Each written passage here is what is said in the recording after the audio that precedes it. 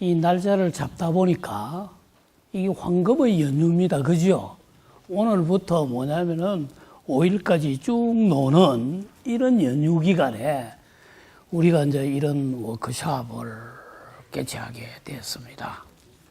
그래서 한편으로는 조금 미안고요.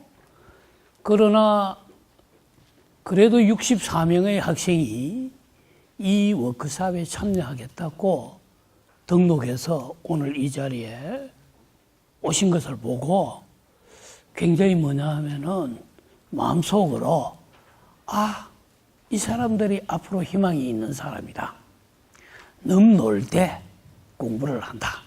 이건 굉장히 중요한 뭐냐면은 마인드입니다. 자, 그래서 조금은 여러분들이 지루하겠지만은 오늘 마지막 강의고 이제 이 강의가 끝나면은 또 즐거운 우리 저녁 식사 시간입니다. 또 저녁을 함께 나누면서 여러분들이 이 워크숍의 의미와 또 저녁에 뭐냐 하면은 같이 아마 한 8개 대학의 학생들이 오늘 쭉 이렇게 모였습니다. 그래서 각 대학의 학생들끼리 서로 이 뭐냐 하면은 휴전 패밀리가 돼서 서로 뭐냐 하면은 친교도 만들고 이게 바로 뭐냐 하면은 우리가 워크숍을 하게 되는 의미 중에 하나입니다. 그 점을 여러분들이 좀 이해를 해 주시고, 그 다음에 오늘 강의 자료를 쭉 만들면서 이렇게 생각을 해 봤습니다. 생각을 해 봤는데, 제가 오늘 이야기 드릴 내용은 핵융합 제로 연구 현황하고 향후 개발 방향, 크게 두 꼭지로 생각을 할 수가 있는데, 자, 오늘 저 강의부터 쭉 내일 강의까지가 진짜 우리가 핵융합 재료라는 것이 어떤 것인가, 또 어떻게 연구하고 있는가, 어떻게 쓰이는가, 이런 것들이 쭉 뭐냐면은 시리즈로 연계가 됩니다.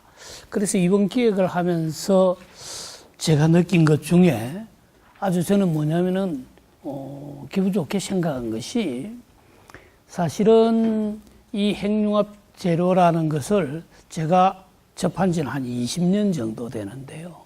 처음 접해서 우리 한국에 와서 어떤 워크숍에 세미나를 하면은 한국 사람들이 대개가 야, 그거 가능하냐? 첫 대답이 그렇습니다. 그 불가능한 거 그거를 뭐냐면은 왜 연구해? 이런 식의 뭐냐면은 반응이었습니다. 그 원인이 어디에 있느냐 하면은 이해준 교수님이 발표하고 그 다음에 권면 소장님이 발표한 내용 중에 태양 에너지를 우리가 뭐냐 하면은 재현하는 것이 핵융합이다 했습니다. 그러면 그 속에 온도가 뭐 1억도 수억도 뭐냐면은 온도다 이거죠. 그래서 흔히들 뭐 가까운 전공을 비슷하게 하는 교수님도 저한테 1억도를 가둘 수 있는 핵융합 용기를 우리가 만들 수 있느냐? 그거 불가능한 일인데 왜 뭐냐면은 엉뚱한 이야기를 하느냐? 이런 이야기를 자주 했습니다. 근데 그 해답을 방금 이해준 교수가 답을 줬습니다. 왜? 코어 부분은 1억도 이상이지만 거기 벽면으로 와가 때릴 때는 우리가 배리어를 설치를 해가 실제 뭐냐면은 온도는 한 1000몇백 도 정도로 뭐냐 하면은 가상할 수 있다 이거죠. 그러면은 1000몇백 도 정도에서는 지금 우리가 개발하고 있는 재료로서 타일, 용기, 스키 이야기하는 브랑켓을 만들 수 있다는 얘기입니다. 그게 뭐냐 하면은 가능하기 때문에 지금 이타에 이 7개국의 나라들이 참여해서 다음 세대의 핵융합 에너지를 만들기 위한 노력을 하고 있죠. 세계에서 뭐냐 하면은 내노라 하는 과학자들이 다 모여가지고 지금 그거를 성취하기 위해서 하고 있다 이런. 그러면은 그게 우리가 봤을 때 가능성이 있다는 얘기죠. 실질은요. 그래서 오늘 우리가 모이신 여러 학생들은 아마 전공 분야가 제가 알기로는 프라즘 하는 사람도 있고 원자력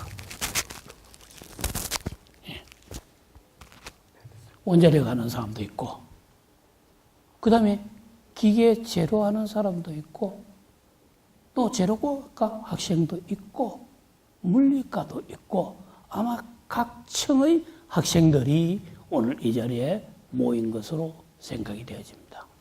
그러면은 이러한 앞으로 핵융합 에너지의 재현을 위해서 여러 분야의 엔지니어링 분야 학생들이 융합을 해서 다음 세대의 일을 찾아가는 것이 결과적으로 중요한 동기가 아니겠느냐 이런 생각이 되어집니다. 그래서 서두가 조금 길었습니다만은 그래서 제가 얘기 드릴 내용은 자 여러분들이 핵융합 제로 하면은 조금 생소합니다만은 원자력 제로 하면은 여러분들 그래도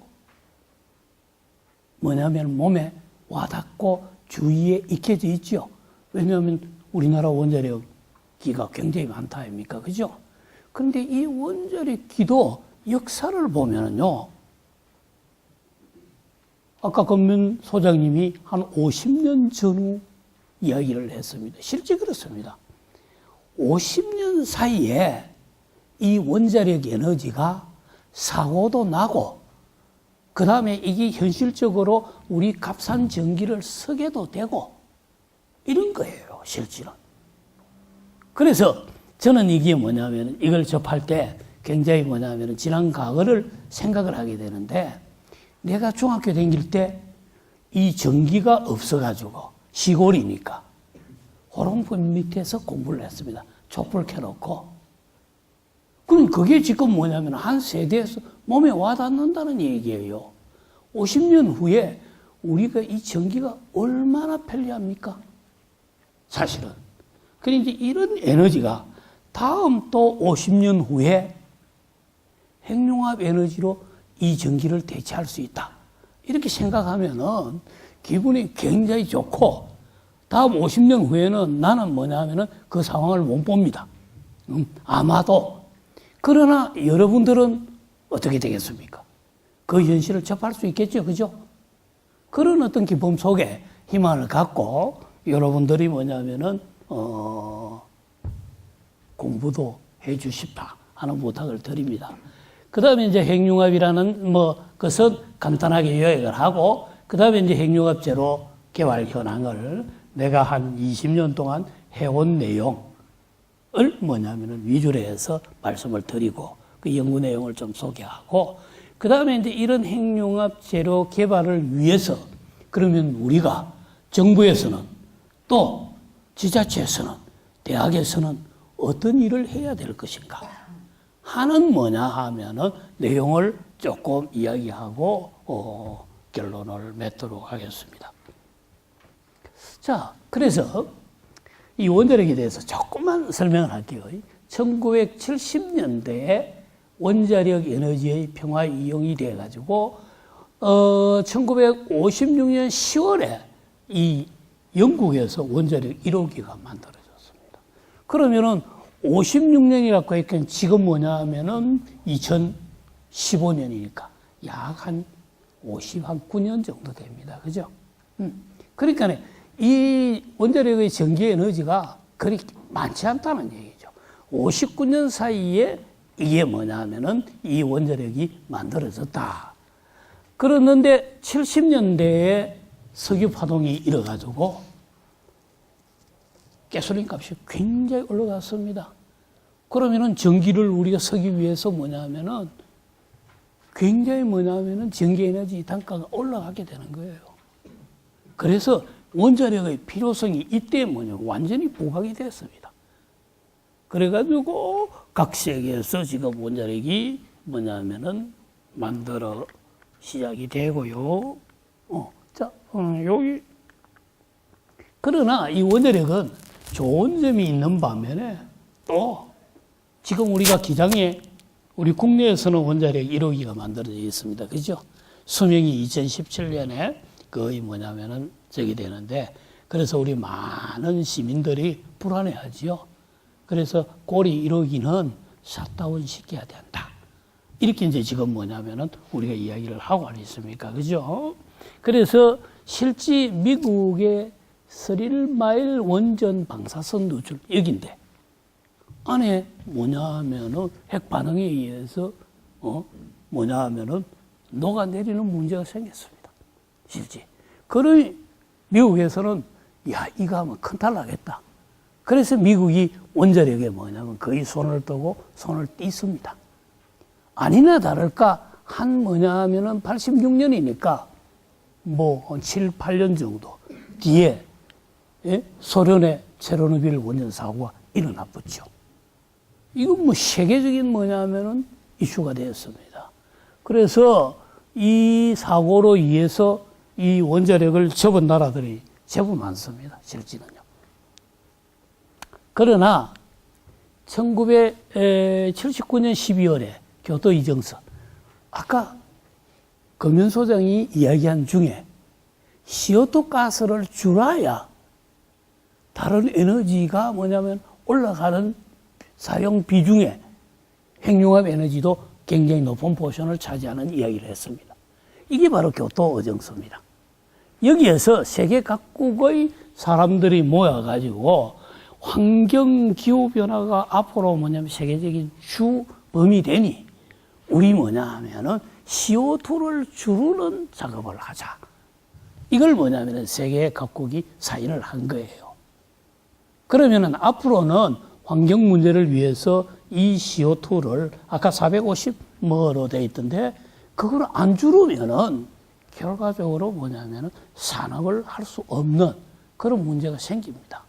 그래서 이 뭐냐 하면은 원자력이 그래서 이제 이분이 원자력 발전 처음에 뭐 체르노빌 일어나고 반대를 했습니다. 그래서 자기가 뭐냐면은 반대한 것이 실수였다. 이렇게 뭐냐 하면은 타임지에 이야기를 했어요. 자, 그래서 2006년에 일본 도시바가 미국 웨스팅하우스를 잡아먹었습니다. 그러니까 이제 뭐냐면 원자력 쪽에 큰 업체들이 서로 경쟁을 합니다. 일본에는 도시바, 미쯔비시, 히라치 이렇게 원자력의 큰 뭐냐 하면은 생산 뭐냐 하면은 회사들입니다. 여러분들도 알고 있다시피. 그 도시바가 웨스팅하우스 같은 건 겁나는 회사입니다. 이걸 뭐냐면 M&A 해가지고 삼켰습니다. 그 다음에 7년에 러시아 원전 관련 통합 지주회사 AEP가 그러니까 러시아에서 이야 뭐 체르노빌 사건이 일어났지만은 우리가 이래가지고는 뭐냐 하면은 이 원자력 에너지의 후진국이 되겠다. 그래서 러시아에 있는 모든 연합회사들이 AEP를 설립해가지고 이 원자력을 다시 뭐냐 하면은 하게 되는 동기가 됩니다. 자, 그러자 2009년, 권면 소장 뭐냐면 발표에서도 이야기가 좀 나오는데 박수 치는 이야기가 나왔다. 그죠? 원자력에 대해서. 그게 뭐냐면은 UAE에 우리가 수출할 수 있는 거를 땄을 때 뭐냐면 박수 치는 사진입니다. 그 MOU를 이명박 대통령하고 뭐냐 하면은 UAE의 대통령하고 MOU를 맺었죠. 이게 결과적으로 우리 뭐냐 하면은 원자력의 계획이고 이것을 협정을 해서 지금 뭐냐 하면은 UAE에 원자력을 짓고 있습니다. 이게 꼭 성공할 확률이 굉장히 뭐냐 하면은 많다. 그래서 앞으로 우리가 뭐냐면 이 분야에 진출해 가는 방향이 더욱더 고무적이다. 이렇게 이제 이야기를 할 수가 있습니다. 자, 그러면은 원자력을 하시는 분들도 가끔은 이런 얘기를 합니다. 핵융합 그거 잘 안 될 건데 하면서도 핵융합이 언젠가는 상용화가 될 텐데 상용화가 되면은 우리 원자력은 핵융합 쪽으로 바톤을 넘겨준다. 왜? 지절로 그렇게 됩니다. 이 핵융합 에너지가 상용화가 되었을 때는 지금 우리가 많은 위험을 안고 있는 원자력이 지절로 뭐가 되겠습니까? 셧다운돼 갈 거예요. 그러면은 여러분들이 원자력 연구소에 아마 취직을 하기를 여러분들을 바라는 사람 많을 거예요. 대학원을 하는 사람들은 원자력 연구소 쪽에 워낙 일들이 많거든요. 그런데 핵융합 연구소는 아직도 뭐냐 하면은 인원이 거의 제한적입니다. 그래서 뭐냐 하면은 그 학생들이 졸업을 하고 이쪽으로 가는 것보다는 원자력 쪽으로 더 많이 가고 있다 이 말입니다. 그러나 앞으로 핵융합로가 상용화가 됐을 때 우리의 일 방향을 스코프 목적을 핵융합적으로 지절로 돌리게 된다 이거죠. 그러면은 여러분들의 세대는 틀림없이 이 방향으로 갈 수 있는 찬스가 오지 않나 하는 생각을 듭니다. 그래서 오늘 뭐냐 하면은 핵융합 제로를 기획하면서 앞에 두 분이 강의를 하면서 핵융합 제로가 중요하다 했죠. 그죠?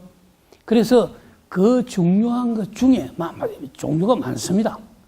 많지만은 제가 경험하고 제가 뭐냐면은 접했던 내용들을 위주로 핵융합 제로의 뭐냐면은 연구 방향을 또 연구 현황을 여러분들에게 소개를 조금 드리겠습니다. 자, 이 그림은 자, 핵융합 실증도에 관련된 연구 개발 세계적인 동향입니다. 자, 그러다 보니까 세계적인 내놓으란 EU에서는 이런 로드맵을 만들어 가지고 2030년까지 이 준비를 하겠다 해서 엄청난 유로를 투자를 하고 있고요. 그 다음에 일본에도 EU와 양자 간의 협정에 의해서 데모 공동 단독 연구 추진을 지금 뭐냐면 하고 있고요. 그 다음에 중국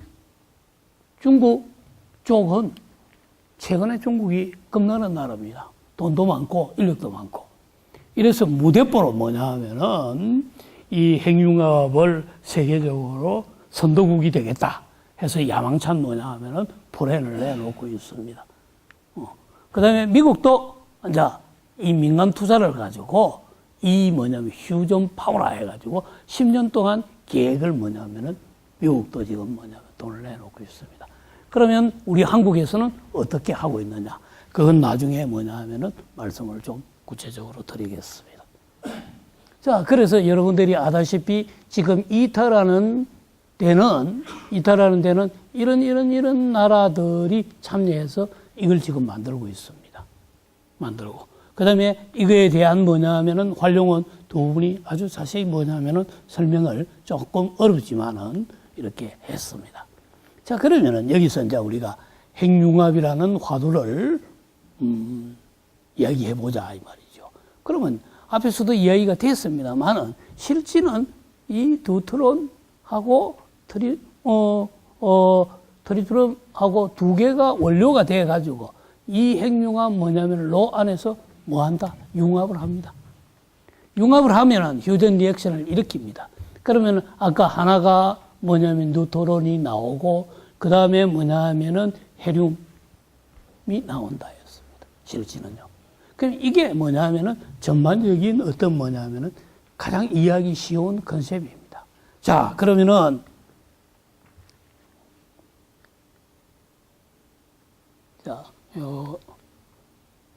자, 그러면은 이터에서 지금 데모를 짓고 있는 것도 이놈이고, 그러면은 여기에서 나오는 헤륨을 이용해서 결과적으로 뭐냐 하면은 진공용기의 열교환기를 통하고 전기 발생기를 통해서 발전기를 통해가 뭐 한다?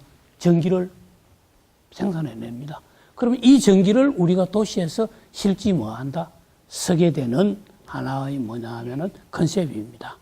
실제는요. 자, 그래서 이런 토카마 형식에서 이러한 뭐냐 하면은 개념을 갖고 있는데. 자, 그러면은 여기에서 막 가장 현실적인 비교를 한번 해봅시다. 쉬운 비교를.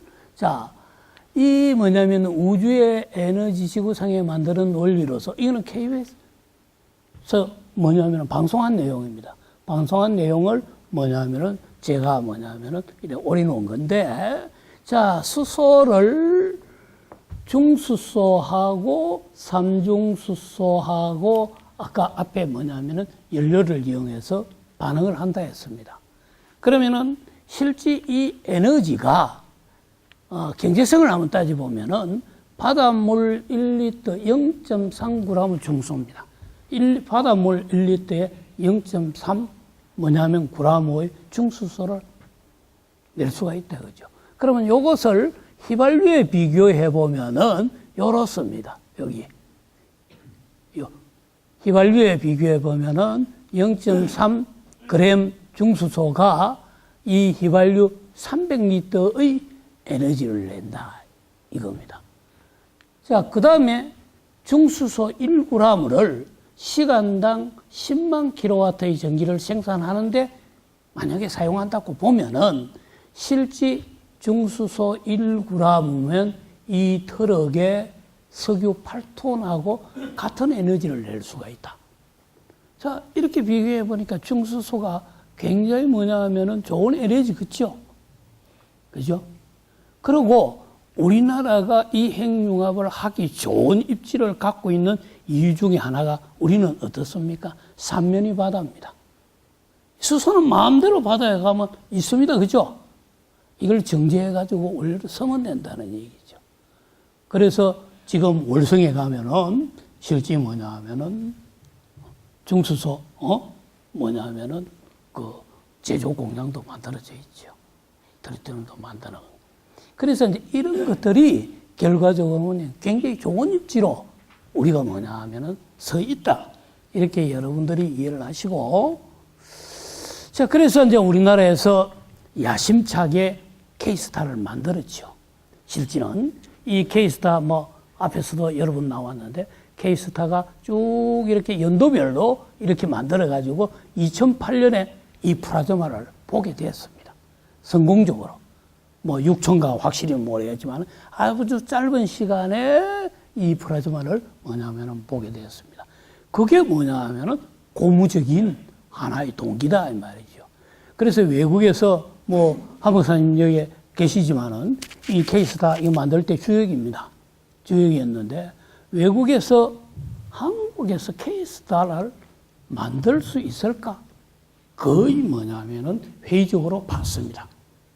그러나 현실적으로 K스타 멤버들이 노력해가지고 이걸 성공적으로 만들었다 이거죠. 현재는 이제 이 플라즈마를 뭐냐면 자꾸 시간을 늘려가고 있습니다. 그러니까 세계가 이야, 한국에서 이걸 만들었다. 요즘은 뭐냐 하면은 이 장치를 사용해서 여러 가지 앞에서 숙제를 던져준 실험을 하기 위해서 세계에서 뭐냐면 줄 서 있습니다. 실제는. 자, 이런 식으로 우리가 뭐냐 하면은 핵융합에 대한 입지가 점점 뭐냐 하면은 높아져 가고 있다. 이렇게 말씀을 드릴 수가 있고요. 자, 그러면 여기서 왜 이 슬라이드를 준비했느냐 하면은 여러분들은 지금 뭐냐 하면은 아직 학생들입니다. 자, 그러면은 내가 어느 방향으로 어떻게 뭐냐면은 진로를 가야 될까? 기계는 기계, 제로는 제로, 물리는 물리, 이제 각자 생각하는 바가 전부 다 있을 겁니다. 그죠? 그랬는데 K스타를 짓기 위해서 여기에 참여한 기업체들 한번 보십시오. 여러분들이 전부 다 뭐냐면 취직하고 싶어 하는 기업체들입니다. 현대중공업부터 해가지고 삼성 해가지고 뭐 전부 다 대기업입니다. 실제. 그래서 이걸 하나 만들기 위해서 이런 많은 대기업들이 참여를 했다. 앞으로 핵융합 데모 플란트가 만약에 만들어진다면은 이것보다 더 많은 기업체들이 뭐 해야 된다?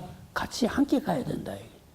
그러면은 우리의 일자리가 뭐냐면은 점점 많아지지 않겠느냐. 대표적으로 현대중공업, 그 다음에 KAT, 다윈전산, 뭐 이런 거는 결과적으로 K스타로 해서 성공한 뭐냐면 나라들이죠.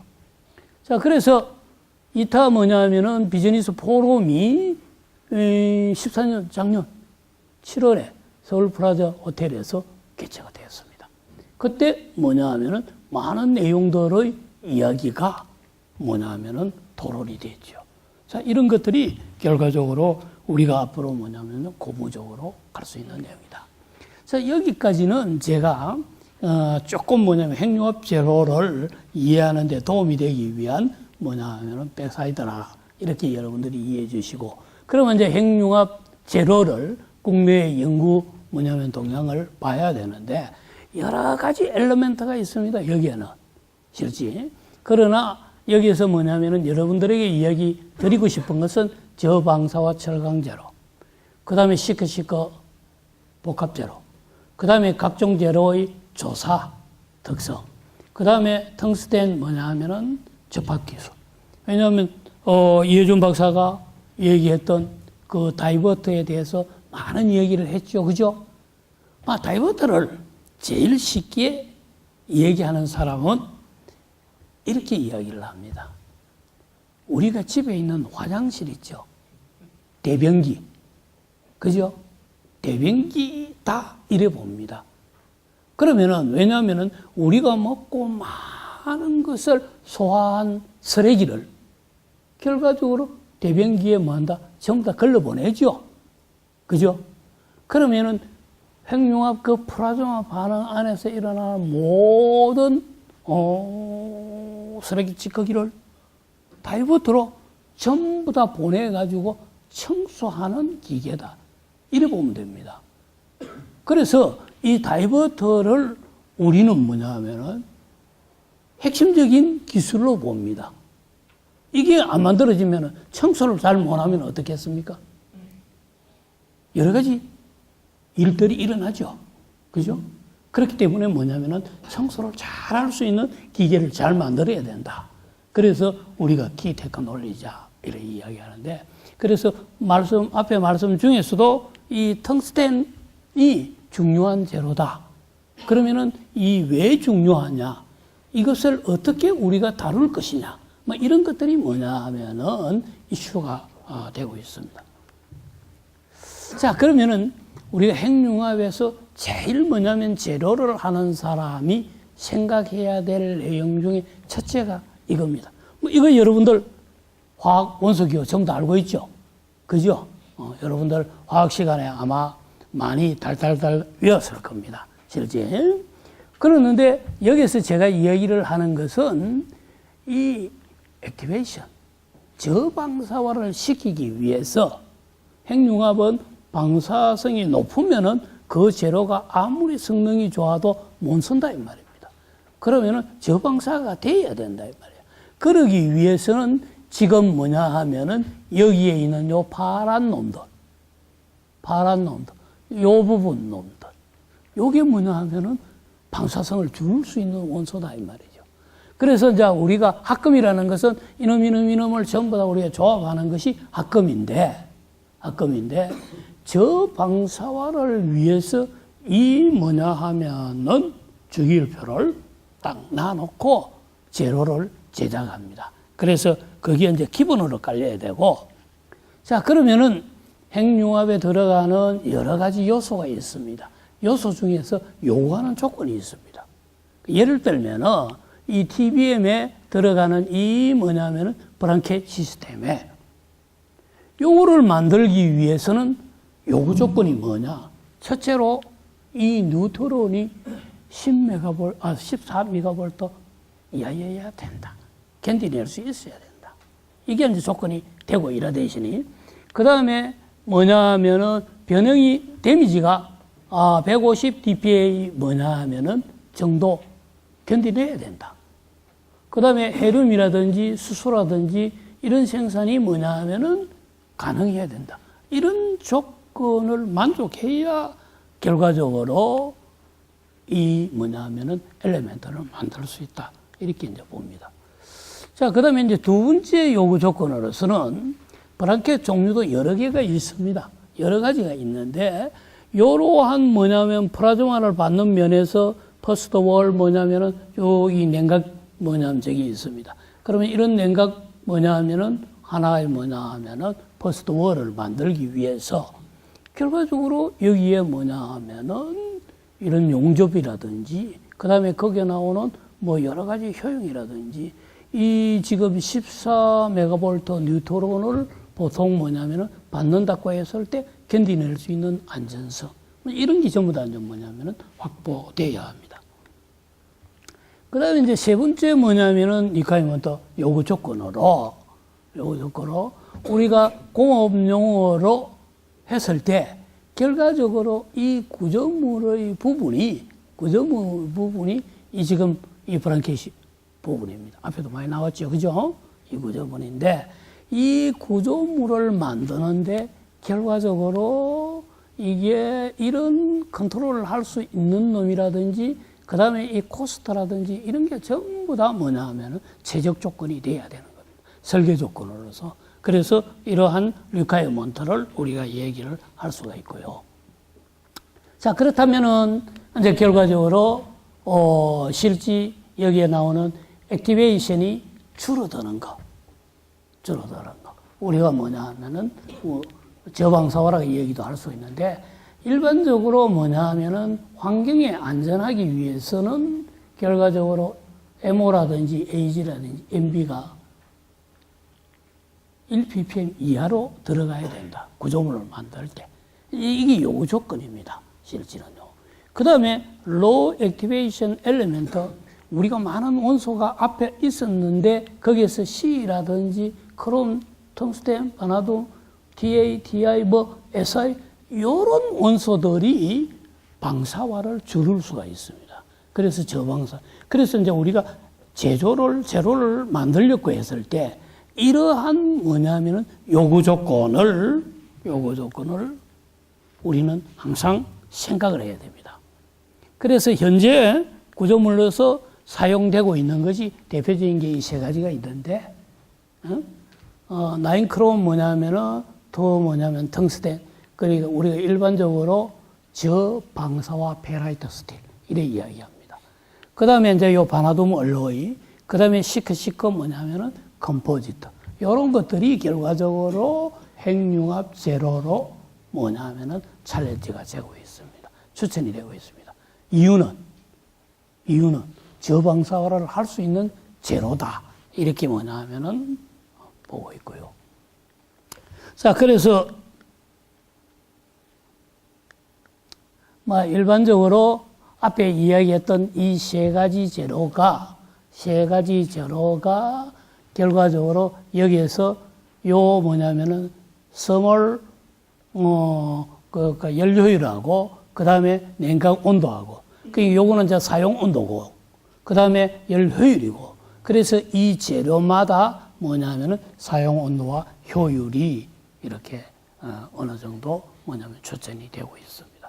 그래서 이제 이런 배경 속에 지금 뭐냐면은 각국은 핵융합 제로를 개발하기 위한 목표를 세워놓고 지금 각국에서 뭐냐 하면은 서로 우리가 개발한 게 좋니? 예? 이런 식으로 뭐냐면 경쟁을 하고 있는 실정입니다.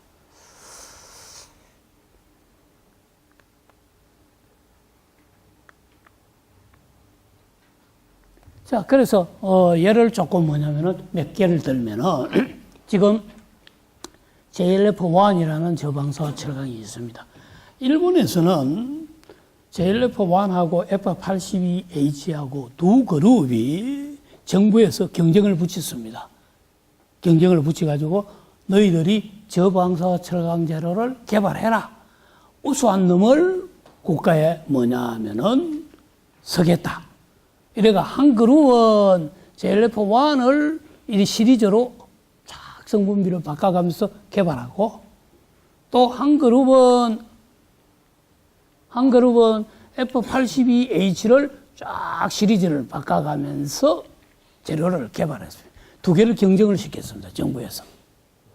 그랬는데 실제는 최종적으로 F82H가 저방사화 구조형 재료로 일본에서는 이놈이 좋다.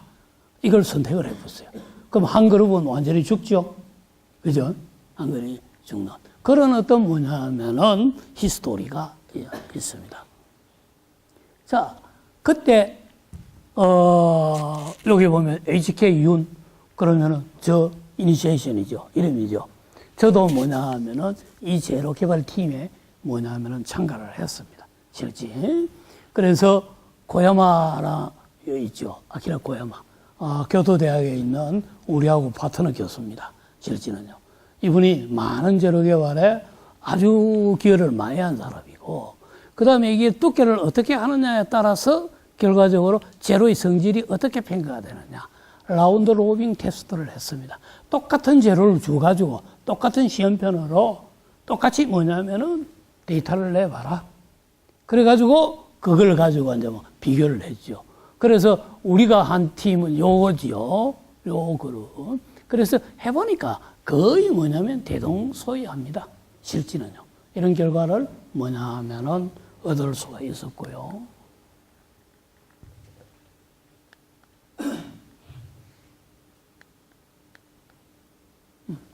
자, 그 다음에 이제 뭐냐 하면은, 젤레폰 시리즈하고 F82H하고 두 놈을, 자, 항복 강도 실험도 해보고, 그 다음에 최대 강도 실험도 해보고, 피로 시험도 해보고, 이래서 이 세 놈의 제로를 뭐냐 하면은 경쟁을 해서 해봅니다. 실제. 그래서 여기에서 어떤 놈은 어느 것이 좋고, 또 어떤 거는 어느 것이 좋고, F82H는 피로 수명은 좋지요. 그런데 요 뭐 항복강도는 조금 떨어집니다. 그죠? 그래서 어느 거는 좋고 어느 거는 나쁘고 요런 뭐냐면은 그 일본은 참 우리보다도 좀 앞서가는 게 이렇게 여러 그룹에다가 돈을 요만큼 주고 서로 경쟁을 붙입니다. 그걸 우리가 라운드 로빙 테스트를 하는데 그래가지고 제일 좋은 거를 뭐냐 하면은 선택을 하는 겁니다. 자, 그래서 이제 그때 뭐냐 하면은 우리도 여기에 뭐냐면은 참여를 했는데요. 자, 이제 그 다음에 이제 뭐냐면은 또 구조형 강으로서 사용되는 것이 ODS 강이라고 있습니다. 자, ODS도 여기 성분이 보면 여러 가지 종류가 있습니다. 이게 이제 뭐냐면 함유량을 달리해서 시료를 많이 만듭니다. 그래가지고 이것을 뭐냐면은 요런 성분으로 해가지고 요런 합금으로 되어 있는데 이 시험편을 가지고 뭐냐 하면은 또 테스트를 합니다. 그때 뭐냐 하면은 우리도 실험하는 그룹에 참여를 해서 데이터를 요건 순수한 우리 데이터입니다. 실제 앞에 여기는 있는 요 심볼을 가지고 저 최대 강도 뭐냐면은 실험을 쭉 해봤고요. 그 다음에 뭐냐 하면은 스트레인 변형률 실험이 됐고 항복 강도 실험이 되었습니다. 그러면 이제 여기에서 이제 결과적으로 온도별로 실험한 데이터들이거든요. 그러면 이게 600도 이상이 되면은 최대 강도가 떨어집니다. 그래서 ODS 강도 600도 이후에는 쓰기가 좀 어렵다. 그래서 자꾸 뭐냐면은 개발을 하게 되죠. 자, 이런 뭐냐 하면은 그 프로젝트에 우리가 참여한 적이 있습니다. 자, 그러면은 결과적으로 구조형 강으로 대상이 되고 있는 것이 FM 강하고 바나돔 얼로이하고 그다음에 시크 컴포지터 복합제로가 있습니다. 자, 이놈을 우리가 뭐냐 하면은 이 지금 항에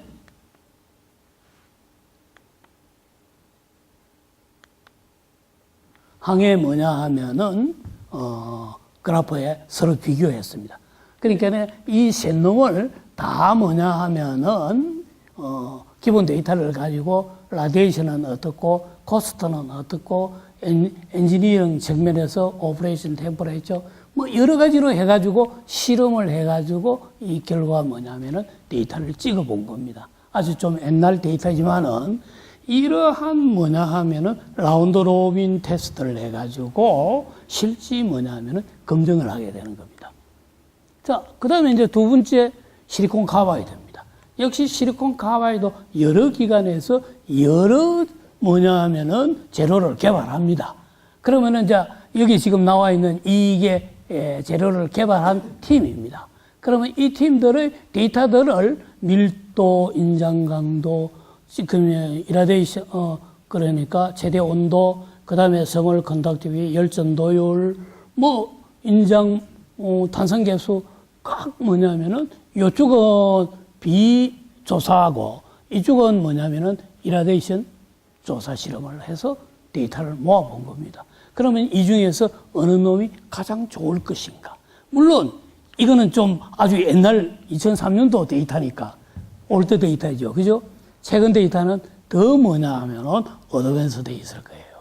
그래서 사실은 이러한 데이터들을 만드는데 내일 우리 마지막 그 강연을 할 박준수 교수가 실제 이 분야는 굉장히 대가입니다. 대가고 그래서 제가 뭐냐면은 좀 자랑을 하고 싶은 게 지금 박준수 교수가 무료란에 있고 그다음에 이제 박이현 박사가 이번 강연으로 핵융합 연구소에 있는데 이 두 분이 다 뭐냐면은 우리 대학의 제 제자입니다.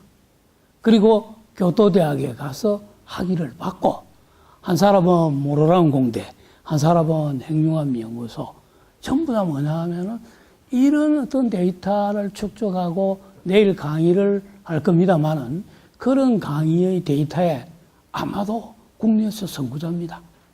이래서 뭐냐면은 제가 그 제자들 잘 둔 덕분에 조금은 어깨가 뭐냐 하면은 올라갑니다. 실질은요. 그래서 잘한 것입니다만은 교토대학에 우리 동의대학 출신이 13명이 박사과정에 갔습니다. 그리고 그 친구들이 박사학위를 전부 다 받고 지금 국내에 돌아와서 이 핵융합 제로 분야는 아마도 그 친구들을 따라가기가 힘들 겁니다. 그래서 굉장히 뭐냐면은 자랑스럽고 그래서 이제 제자들 잘 둔 덕에 뭐 선생도 약간은 뭐냐면은 어깨가 올라가는 사실은 그런 입장입니다. 그래서 가끔 제가 뭐냐면은 발표하고 얘기하는 데이터들은 야 제자들 보고 데이터 좀 가온나. 이래가 그 데이터를 뭐냐면 종합해서 이래 이야기하곤 합니다. 자 그러면은 이제 결과적으로 이제 실리콘 카바이드 이야기가 좀 나왔는데 이게 뭐냐 하면은 고온제로로서는 지금 뭐냐 하면은 거의 핵융합 쪽에 챌린지 되고 있는 추천이 되고 있는 제로입니다. 그래서 실리콘 카바이드를 만드는 데는 이 섬유가 또 노하우가 있습니다. 섬유가 노하우가 있는데 많은 종류의 섬유가 보면은 지금 이 온도 한 1400도에서 전부 다 뭐냐면은 고개가 쑥 숙여집니다. 그러니까 뭐냐 하면은 강도가 떨어진다는 얘기죠. 그러면은 이 온도 이상에 설 수 있는 놈은 단지 요 놈뿐인 겁니다. 요 지금 까만 거 시라노 SA 섬유입니다. 이게 뭐냐면은 가장 좋은 섬유로 되고 있거든요. 그래서 실리콘 카바이드 복합 제로를 만들 때는 필히 이 재료를 사용을 해가지고 만들어야 고온에 쓸 수 있다. 이렇게 이제 뭐냐 하면은 우리가 답을 구할 수가 있죠. 자, 그래서 우리가 뭐 실험한 중에 몇 가지 뭐냐 하면은 이게 이제 지금 이게 이게 뭐냐면 소결 온도입니다. 소결 온도에 따라서 치밀화가 어떻게 되느냐. 이게 또 하나의 관건이거든요. 그래서 우리가 해보니까 결과적으로 이 범위 안에 드는 게 치밀화가 가장 잘 되더라. 결합이 잘 되더라. 이런 답을 이제 얻었죠. 그래서 소결 온도를 이 온도 밑에 그 다음에 뭐냐면은 너무 높은 온도는 또 그 이상은 또 할 수가 없습니다. 노의 한계가 있기 때문에. 그래서 우리가 뭐냐 하면은 소결 온도의 범위를 뭐냐 하면은 제조할 때 우리가 이제 찾기 위해서 만든 거고요. 자, 이거는 이제 우리 보면은 실제 모노리식하고 그 다음에 복합제로 하고 있는데 모노리식은 SiC만 해가지고 만든 제품입니다. 그렇게 이 만들어가지고 쬐보면은 여기에 뭐가 있겠어요? 시성이 있겠죠. 그래서 뭐냐면 쭉 올라가다가 부러집니다. 그러나 이 복합제로를 염으로 해서 이게 뭐냐면 연성이 좀 주어지겠죠. 그래서 우리가 뭐냐면은 연성화를 하기 위해서 섬유라든지 이런 걸 넣어가지고 제로를 뭐냐면은 개발해야 되겠다. 사실은 이 데이터는 박준수 박사가 뭐냐면 실험해서 만들어 놓은 데이터입니다. 자, 그래서 이제 뭐냐면은 만들어진 재료를 갖고 실제 인양 실험을 해보면은 이 결과에서 이 모노리식 SRC는 쫙 올라가가 바로 보여 연성이 없습니다. 그 다음에 여기서 칠라노 에세인을 가지고 만든 놈은 뭐냐면은 쭉 가서 이렇게 연성이 조금 있지요. 그 다음에 뭐냐면은 또 요런 재료는 연성이 좀 많은 이런 어떤 뭐냐면은 실험의 데이터를 기본 데이터를 얻어서 재료 개발을 하고 있다. 이렇게 이제 보시면 되고요. 자, 그로 인해서 만들어진 핵융합의 재료의 엘리멘트의 석유화학 부품들입니다. 요거는 컴퓨스트 연소 라인하고 그다음에 이게 이제 모럴시시고 이 판이고 이게 파이프고 그다음에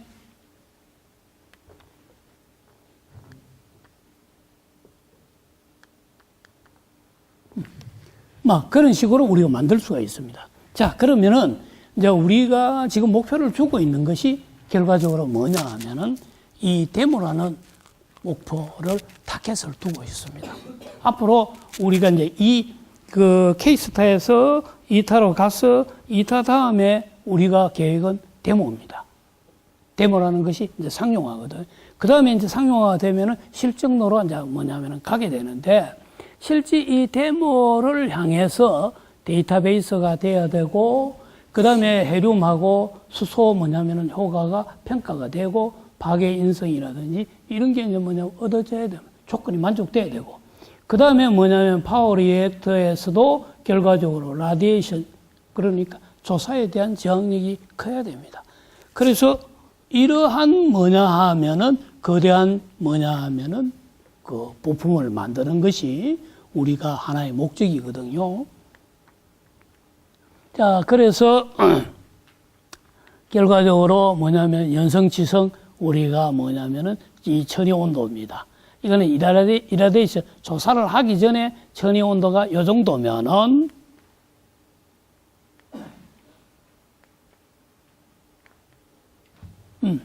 자, 조사 후에 천의 온도는 여기다 이 말이죠. 그러면은 천의 온도가 이만큼 뭐냐 하면은 이동하게 된다 이 말이에요. 그럴 때 설계를 우리가 뭐냐면은 어떻게 해야 되느냐 이런 데이터를 우리가 만들 수가 있습니다.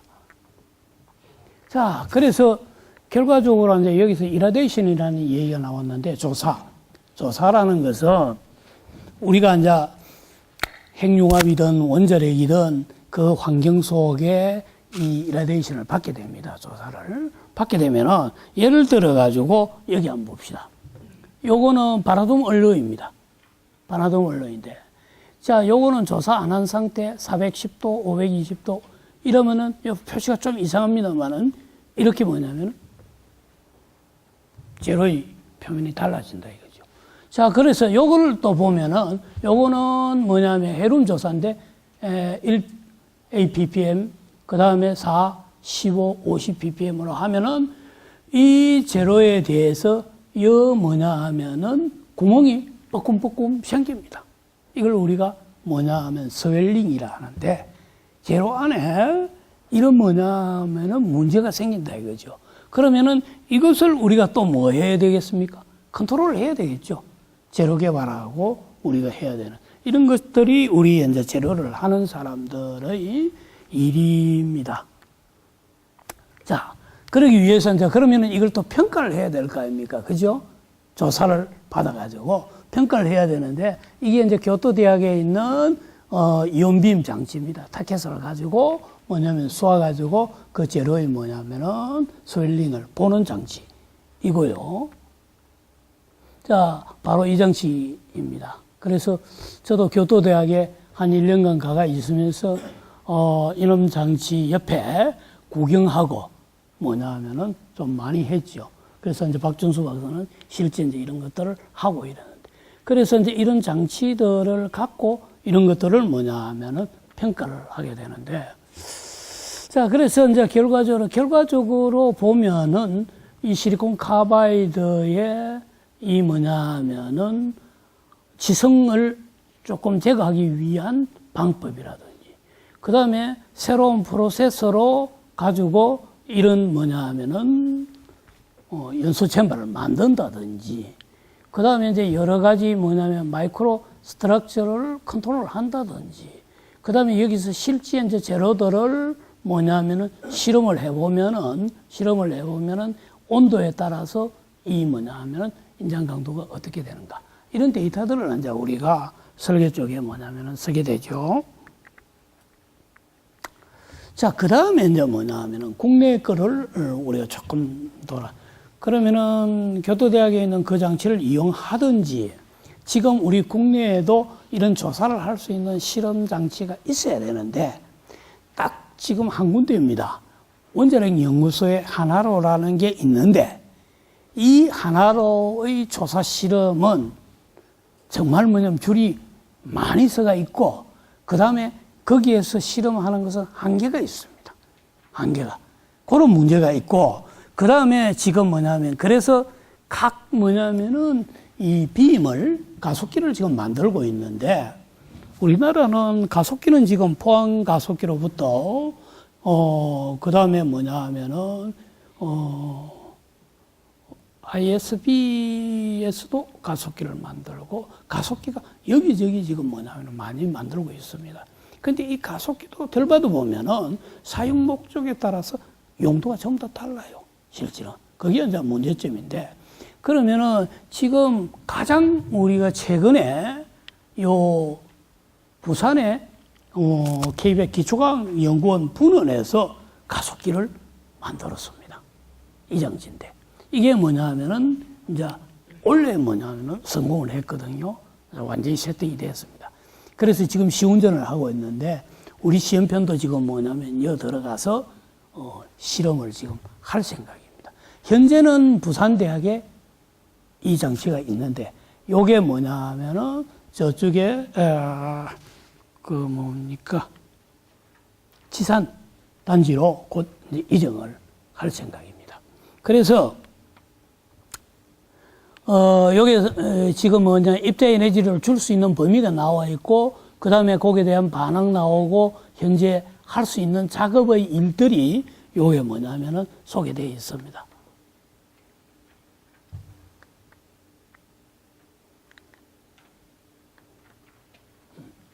자, 그래서 우리가 지금 야심차게 KBSI 팀하고 그 다음에 우리 뭐냐 하면은 핵융합 데모를 기획하는 팀에서 그러면은 지금 여기에 만들어진 이 라인이 KBSI 빔입니다.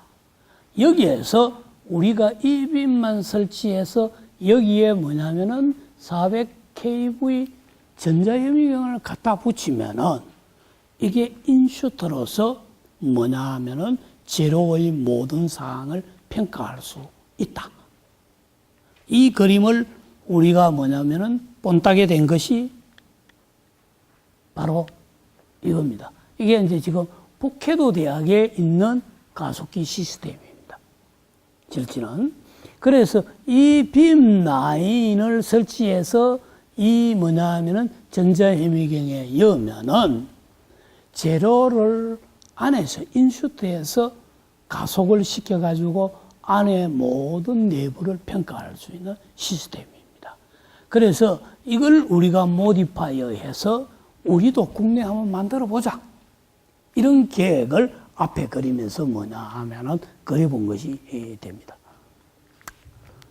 자, 그러면은 우리가 이제 인장 강도라든지 이제 이런 앞에 있는 재료들을 이거는 뭐냐 하면은 조사를 안 시킨 실험 데이터입니다.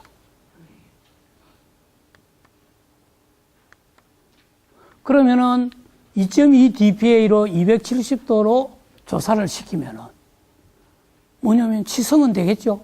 분명히. 그 다음에 강도는 높아집니다. 강도는 3.5 dPa에서. 그 다음에 많은 치성이 일어나겠죠. 자, 이런 결과들을 결과적으로 우리가 뭐냐 하면은 설계할 때 사용할 수 있다는 얘기입니다. 자, 그래서 우리가 10 dPa에 지금 뭐냐 하면은 이런 재료들을 실험한 교토대학하고 미국의 오클리지 연구소하고 지금 뭐냐 하면은 많은 데이터들을 여기에 뭐냐 하면은 그 데이터화하고 있습니다. 아마 마지막 날 박준수 박사가 얘기할 때 더 어드밴스된 데이터들을 찍은 그림을 아마 보여줄 것 같아요. 그래서 이제 이런 데이터들이 바로 뭐냐 하면은 설계하는데 이용이 될 수가 있다. 자, 요거는 뭐냐 하면은, 이라데이션 하기 전에, 그 다음에 요거는 이라데이션 한 후에 뭐냐 하면은 그립션 편의 저거, 여기 데이터입니다. 그래서 이제 이런 식으로 우리가, 많이 할 수 있습니다. 이 외에도 많은 데이터들이 있습니다만은 시간이 제한되어 있으니까 일단은 핵융합 제로의 대표적인 세 가지 제로를 지금 간단히 소개를 드렸습니다. 자, 그 다음에 이제 마지막으로 남아있는 게 텅스텐 이 다이버터에 대해서는 앞에서도 많이 이야기를 했죠. 그죠? 그러면 이 다이버터를 우리가 뭐냐면은 쓸 수 있는 재료가 일반적으로 실험을 먼저 해야 되는데 실험을 하기가 어려우니까 계산을 먼저 합니다. 해석을 먼저 합니다. 지금 대표적으로 세 가지입니다. 해석 1, 해석 2, 해석 3. 이렇게 뭐냐 하면은 이야기가 되고 있습니다. 그럼 해석 1은 결과적으로 여기에서 뭐냐 하면은 텅스텐하고 실리콘 카바이드하고 붙였을 때 이 온도 구배가 굉장히 큽니다. 그런데 이 온도 구배가 크면은 설계할 때 어려움이 있거든요. 그래서 그걸 좀 줄이기 위해서 안에 뭐냐 하면은 어떤 섬유를 넣느냐. 그래서 온도 구배를 어떻게 제어할 수 있느냐, 줄이느냐. 이게 이제 지금 뭐냐. 우리 연구하는 사람들의 그 목표입니다. 그래서 이런 모델을 하나 해보고, 그 다음에 이제 지금 이 텅스텐 블록을 여기에 뭐냐면 굴이 뭐냐 하면은 냉각 파이프를 접합을 합니다. 그래서 여기 냉각을 하는 뭐냐 하면은 블록에 대한 응력 해석을 우리가 이제 해봅니다. 그 다음에 요것을 가지고 실물을 만든 놈이 요 놈입니다. 요게 지금 뭐냐면은 구리 파이프고 여기 뭐냐 하면은 텅스텐 블록입니다. 요게 이제 결과적으로 핵융합 구조물에 쓰이거든요. 대상이 뭐냐 하면은 다이버터의 대상이 됩니다. 그래서 이제 이런 것들을 어떻게 할 거냐 해서, 앞에서도 나왔습니다만은, 일본에서 뭐냐 하면은, 이 다이버터의 뭐냐 하면은, OVD, out 뭐냐 하면은, 그 블록을 이야기하는데, 요거를 설계를 옛날에 할 때는, 요소 위에 요거는 텅스텐을 하고, 요거는 뭐냐 하면은, CFC로 뭐냐 하면은, 요런 조건으로 했습니다. 근데 최근에는 이걸 뭐냐 하면은, 설계를 변경해서, 올 텅스텐으로 붙이는 뭐냐 하면은 설계 개념으로 지금 만들어지고 있거든요. 그 다음에 이제 여기에 나와 있는 뭐 사용 조건이라든지 이게 나와 있습니다. 그러면 이제 이런 뭐냐 하면은 엘리멘트를 만들어야 결과적으로 우리가 되는데, 그걸 만들기 위해서 미리 설계해 본 것이, 해석해 본 것이 우리 연구실에서 지금 여기 텅스텐 벽이고 여기 실리콘 카바이드고 요 안에 텅스텐하고 그 다음에 뭐냐면은 SiC 섬유를 여기에 넣어가지고 요거를 뭐냐면 두 가지 모델로 해서 요런 조건으로 실험을 한번 해봤습니다. 해석을 한번 해본 거죠. 그래서 온도는 일정하게 하고 요런 식으로 조건을 주어가지고 해석을 해보니까 이 텅스텐 파이버를 넣었을 때, 그 다음에 히플럭스를 30 메가와트 줬을 때, 결과적으로 이 블록에 나타나 있는 이런 현상들이 나타나서, 결과적으로 종합을 해보면은, 히플럭스를 이렇게 변화시키고, 그 다음에 최대 뭐냐 하면은, 온도를 우리가 해보니까, 이와 같은 뭐냐 하면은, 현상을 구할 수가 있고요. 자, 그래서 우리가 이제 꼭 정상적인 상태만 되는 것이 아니고 이걸 샷다운 시키고 했을 때 과부하가 걸립니다. 그러면은 그걸 우리가 흔히들 이야기할 때 이 뭐냐면은 비정상 상태다 이렇게 이야기하는데, 그럴 때는 뭐냐 하면은 실제 히플락스가 굉장히 올라갑니다. 그래서 막 최대로 올라갈 수 있다고 봤을 때 100이라고 보고, 100을 주 가지고 뭐냐 하면은 그 해석해 본 예입니다. 그래서 종합해 보면은 결과적으로 CF를 넣었을 때 하고 텅스텐 섬유를 넣었을 때 하고 두 가지 경우에 뭐냐 하면은 데이터를 이렇게 얻을 수가 있고요. 그 다음에 여기에서 텅스텐하고 CF하고 이렇게 있는데 여기에서 이제 보면은 어느 정도 가스는 일정합니다. 그래서 요 천이 온도가 천이 뭐냐 하면은 타임이 뭘까? 이런 것도 뭐냐 하면은 우리가 이 실험에서 구할 수가 있고요.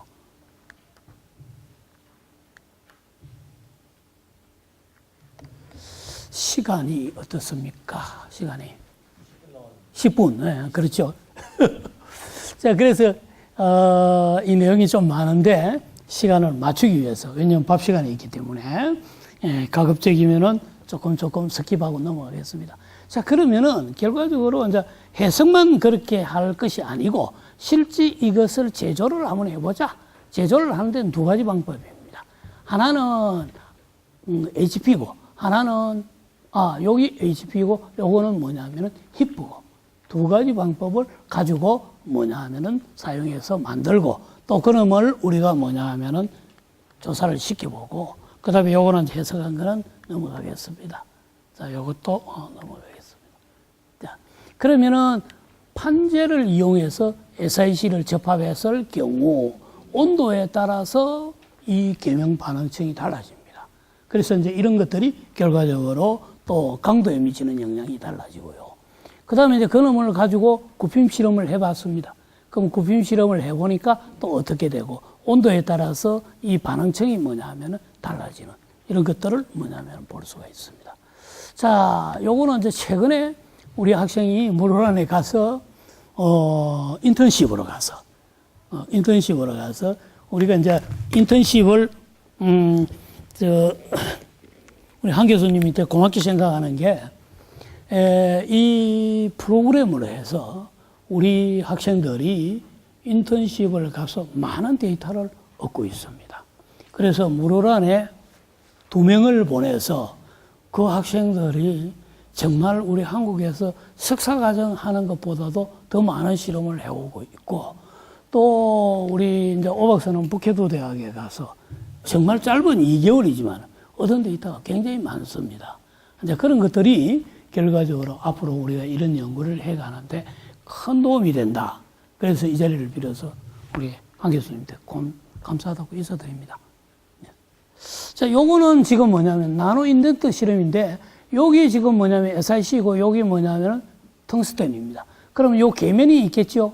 요 계면에 뭐냐면은 나노 인덴트로서 접합 강도를 뭐냐면 측정해 본 건데 자, 여기서 공교롭게도 보면은 요 부분이 이 부분, 요 위에 부분, 그 다음에 요 경계면이 요 경계 부분, 그 다음에 요 부분이 텅스텐 부분.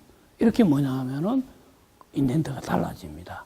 그래서 우리가 어떻게 접합을 해야 되느냐, 어떤 물성을 우리가 어떻게 구해야 되느냐. 이게 이제 숙제가 되죠. 자, 그 다음에 이제 또 한 가지는 뭐냐면은 이 텅스텐 합금인데, 그러면 텅스텐은 또 여러 가지 원소를 넣어가지고 합금화를 할 수가 있습니다. MB를 넣는 경우하고 TI를 넣는 경우하고 두 가지를 뭐냐 하면은 이거는 중국하고 우리가 대련 이공대하고 교류를 하면서 서로 시험편을 주고받고 한 데이터입니다. 그래서 요 MB를 넣었을 때 강도 값이 이렇게 나오고 그 다음에 TI를 넣었을 때 요런 뭐냐면 데이터를 얻을 수가 있습니다. 그래서 굉장히 앞으로 우리가 뭐냐면은 대면제 설계하는데 굉장히 뭐냐면은 유용한 데이터가 될 수 있을 것 같아요.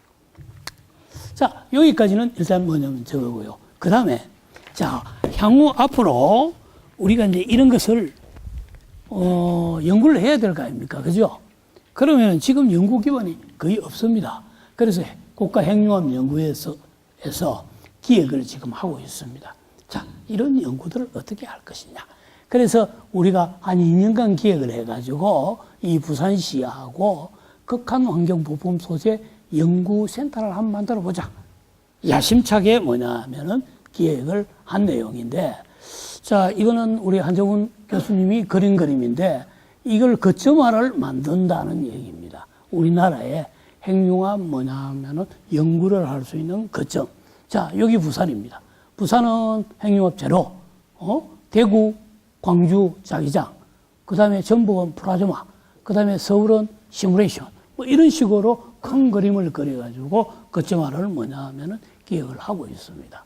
자, 그래서 부산 쪽에 지금 뭐냐 하면은, 센터를 구상해 보는 것은 지금 이퍼뮤퍼가 있고, 이퍼뮤퍼는 코맥에서 만들고, 그 다음에 KBSI의 가속기를 이용을 해가지고, 실제 뭐냐면 대형 장비를 한번 만들어 보자, 이걸 만들어 보자, 이런 얘기입니다. 그러면 그 안에 들어가는 꼭지가 여러 뭐냐면은 분야가 있는데 그 분야를 크게 나누어서 4가지로 이렇게 뭐냐 하면은 정의를 했습니다.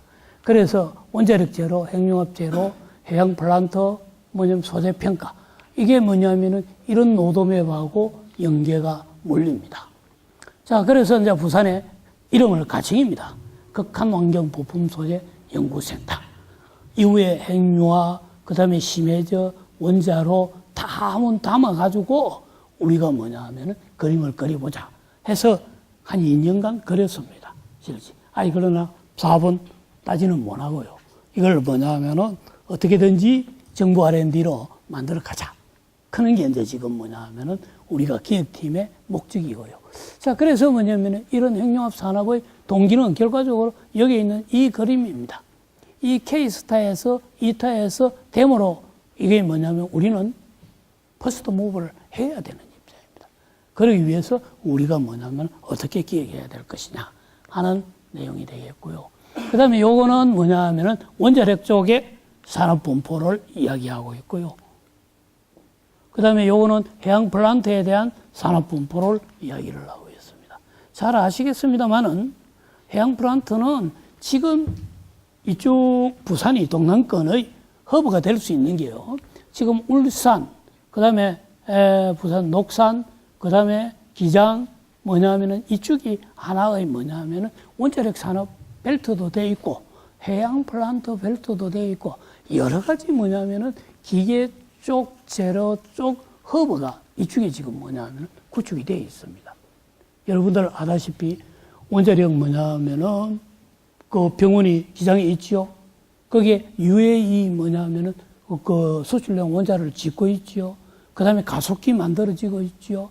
그 다음에 그 주위에 뭐냐면은 많은 땅을 가지고 공단을 지금 조성하고 있습니다.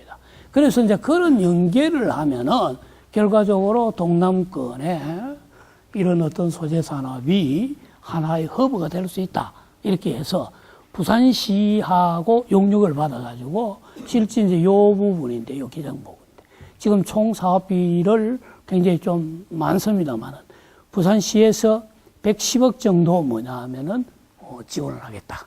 이래가지고 그림이 됩니다. 요거는 뭐 단계별로 내용이 돼 있고, 여기 이제 그림의 모형도가 되는데, 요런 건물을 지어가지고 이 안에 뭐냐 하면은 극한 환경 부품 소재 뭐냐 하면은 하나의 센터를 만들어 보자. 이렇게 이제 그런 그림이고. 그래서 이제 요 기장에 지금 가면은 땅이 완전히 이게 뭐냐면 정리가 되어 있는 부분이 큽니다. 여기에 이제 여러 부분이 들어가는데, 이 중에 우리가 뭐냐면은 우리 지금 뭐냐면은 그림도 하나 였자 해서 시하고 한 2년간 뭐냐 하면 딜해서 우리가 뭐냐면은 거의 얻어졌는데, 결과적으로 이제 국가에서 오케이 하면은 이게 이제 시작이 됩니다. 실제는요. 그러면 이제 우리 학생들도 많은 뭐가 되겠습니까? 이쪽에 일할 수 있는 기회가 많아지겠죠. 그래서 이 안에 담는 것은 결과적으로 이 4개의 꼭지입니다. 4개의 꼭지에 안에 들어있는 뭐냐 하면은 내용이 되겠고요. 자, 그래서 하나하나를 좀 보면은, 자, 공동연구 시스템으로 평가, 인정 시스템, 대형 장비 구축, 결과적으로 이런 내용들을 수행하겠다. 뭐 시간이 없어서 조금 적으러 하겠습니다. 그 다음에 핵융합 재료는 또 요런 재료를 뭐냐 하면은 구조재를 뭐냐 하면은 이렇게 우리가 뭐냐 하면은 기획을 했고요. 그 다음에 기능성 소재는 기능성 소재는 이런 재료들을 이런 꼭지로 해서 우리가 그림을 그려봤고요. 그 다음에 이제 원자력 극한 재료는 결과적으로 또 이런 재료들을 뭐냐 하면은 내용으로 해서 만들어 봤고,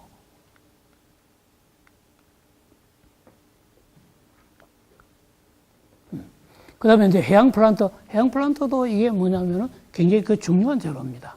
그래서 특히 심해저 쪽으로 가면은 극한 환경이 되거든요. 그럴 때 우리가 뭐냐면은 이런 재료들을 이런 꼭지로 가지고 만들어서 연구를 센터에 이어보자. 이렇게 이제 지금 그림을 그렸습니다. 자, 그러면은 시간이 다 됐기 때문에 이제 결론을 내겠습니다. 자, 이런 것들 종합해 보면은 한 3가지 정도의 우리가 교훈을 얻을 수가 있습니다.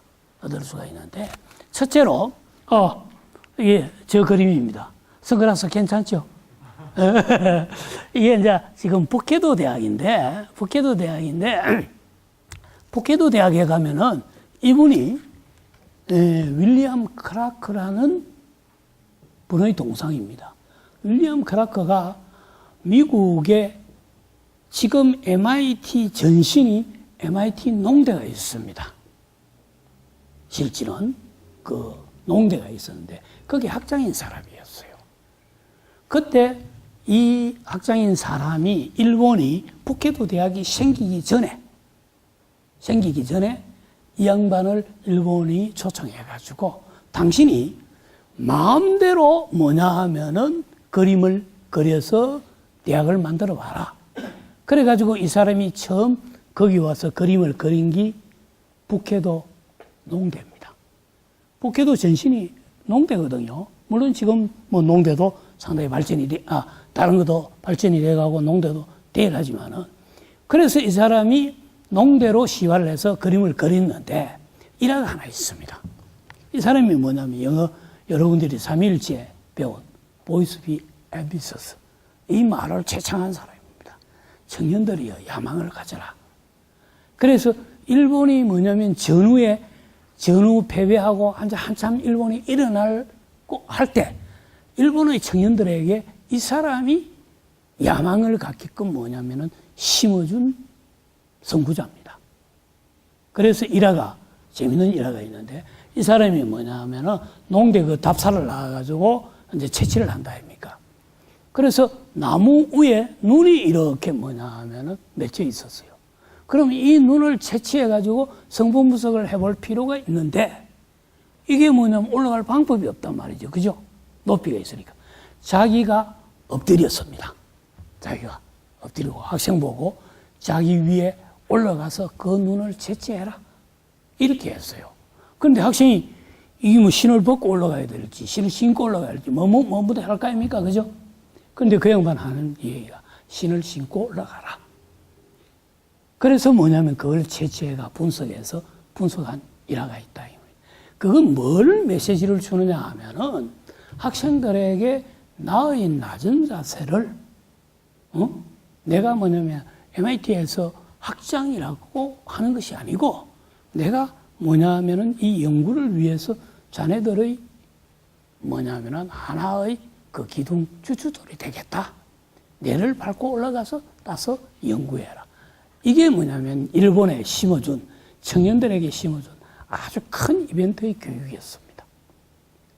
그래서 저는 가끔 이런 이야기를 합니다. 이게 조금 주제넘은 이야기인데 지금 우리나라 정치인들 솔직한 이야기로 이 윌리엄 클라크의 정신을 조금 받으면 어떻겠느냐. 자기들이 밑거름이 되겠다. 이러면은 우리의 뭐냐면은 정치가 한 단계 올라가지 않나. 이런 생각도 해봅니다. 실제는요. 그 다음에 이제 두 번째, 제법 거창하죠. 회의를. 이쪽은 일본 사람이고, 이쪽은 이분이 냅니다. 이때는 머리가 좀 많이 빠졌죠. 최근에 머리가 좀 많이 났습니다. 머리가 실제는요. 그럼 와놨느냐? 이건 즐겨야 되는 거라. 연구를 하든 모든 일을 하든 즐겨야 되겠다. 그래서 저는 뭐냐 하면은 연구를 고달프다 이렇게 생각 안 하고 이걸 하나의 장난감으로 즐깁니다. 그래서 여러분들도 앞으로 모든 일을 하고 연구를 할 때 즐기십시오.